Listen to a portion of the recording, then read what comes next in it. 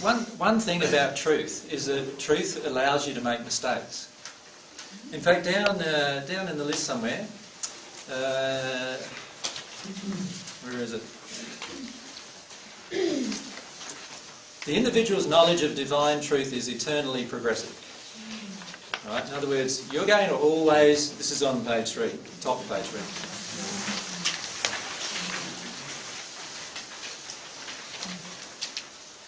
And related to that, personal truth is always eternally progressive. Now, if we have a feeling that, I knew a truth today I had a huge realisation, and tomorrow my truth is totally different. This is going to happen to you all the time, right? And then you feel like now you've got to go back and correct all the times when you didn't know the truth, right? And so what that creates, that is driven by a fear inside of you that you're not allowed to make mistakes. Every single one of you is allowed to make mistakes. Because guess what? You're not God. You're not God. You're allowed to make mistakes too, AJ? Yeah, I'm allowed to make mistakes.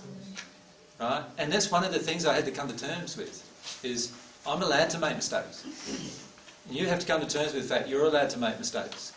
And you're allowed to be in error today and in more truth tomorrow.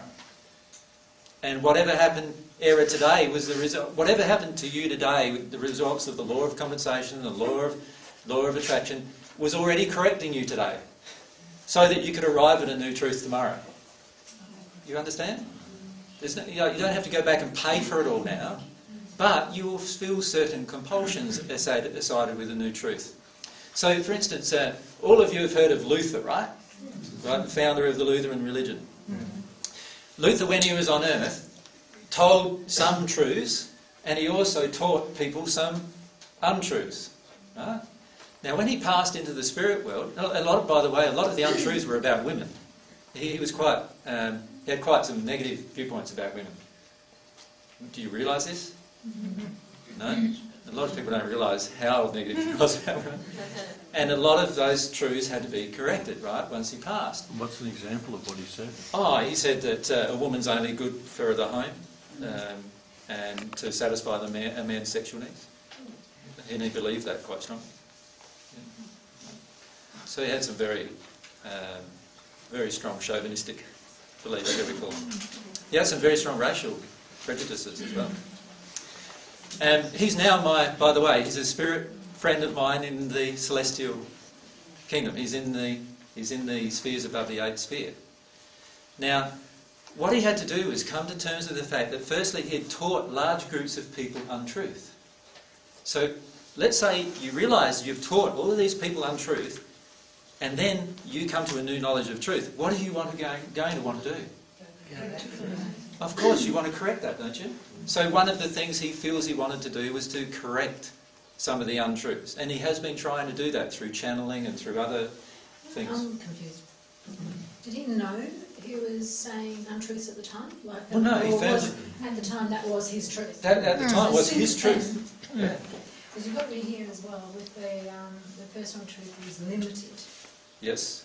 So, but then it's progressive. So is it limited today but it can progress tomorrow?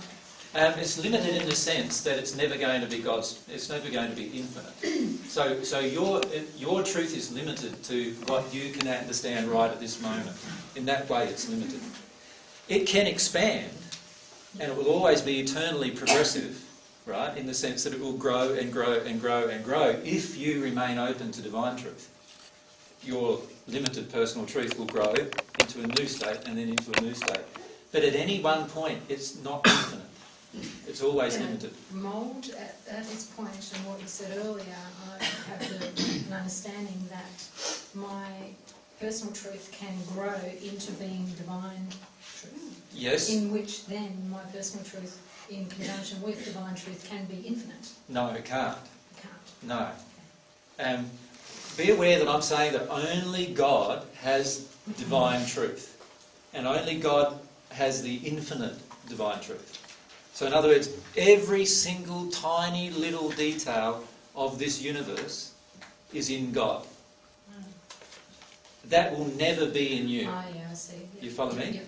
But you can grow to know more and more and more and more and more of By that. allowing that. By allowing that divine love to flow through you, and therefore allowing the education to be received by God. Yeah. Right? But you will never be God in the sense that you can never know exactly what God knows. Does everyone understand what I'm saying with that? You will never know exactly what God knows. But you will eternally progress towards what God knows. And that's why, there's a verse in the Bible, Ecclesiastes 3:11, saying, God has put eternal life into your heart so that you will never find out what the true God has done. In other words, you're going to seek for the rest of your existence truth, and you'll never find out its complete beauty. But every single new thing you find out is just going to emotionally overwhelm you. Right? And that's the beauty. Yeah, so you never reach the end. You never reach the end. So, but your truth will grow through that process. But at any one point, compared to the infinite divine truth available to you, it is still limited. Right. You follow me? Yes. Yep.